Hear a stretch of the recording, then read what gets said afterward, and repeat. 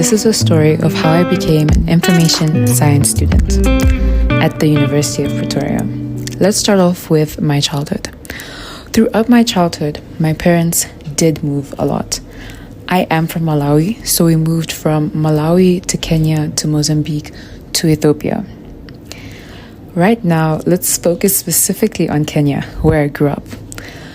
This is where I went into different interests like ballet, karate, and most importantly, program solving. I was a deeply curious child and always eager to understand how things worked. In fact, at one point, the word how seemed to be banned from my household because of my relentless questioning. As I started school, the world around me began to feel more tangible and real. I found joy in science experiments and math, which filled my days with excitement. I vividly recall a day where astronomers visited my school. We had entered a dome where they introduced us to the different types of stars and shared fascinating stories about them. That experience sparked something within me. It fueled my passion for exploration and problem solving. In that moment, I realized that no matter what path I choose in life, I want to chase that feeling of wonder and curiosity. Now moving forward to high school. Now I'm in South Africa.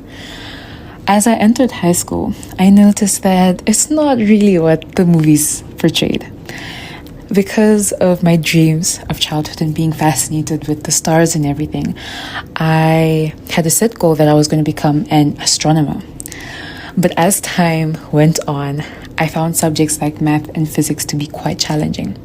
However, as the years went by, I began to enjoy problem-solving subjects and discovered a passion for computer science and programming. Now, we're going to fast forward to A-levels. This is around the time June, when applications were opened. I had chosen information science. Why, some may ask. The reason I chose it is because it focuses on how humans interact and connect with each other. It helps us ask questions, solve problems, and create possibilities, new possibilities. This field exists as an introspection of humanity and technology, providing a framework for our existence in an ever-expanding technological age. In a way, I viewed computer science as a vast sea filled with galaxies. Information science as a vast sea filled with galaxies and different stars, each star representing a unique problem or a mystery waiting to be solved. Now, when we're looking at my educational life, A-levels and AS, this really did take a toll on me. For my AS, I had chosen math, physics, English, and design and technology. And for my A-levels, I took physics, math, and English. As my A-levels began to progress, I found these subjects to be quite challenging. And at some point, I began to question myself and wondering whether or not I would make it into university. At this point, I had already received a conditional acceptance letter.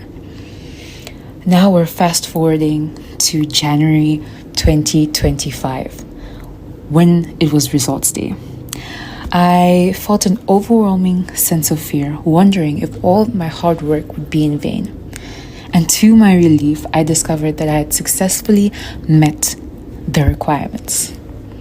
However, I soon realized that my results would turn out to be the least of my worries. At the time, I was not in South Africa. The whole process of signing a contract and sending it back and forth was exhausting. I remember feeling a sense of dread whenever I saw another email in my notification inbox. I had missed orientation and I had just applied for my visa, which typically takes around 10 days.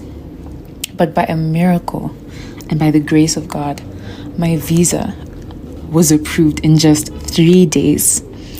This allowed me to arrive just before classes started, right before my 20s began, and just in time for my dream course, information science.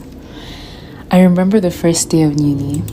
where I would see lost first years stuck to their phones because it's their first time on campus. And I remember feeling a sense of joy and excitement and so grateful that I had made it.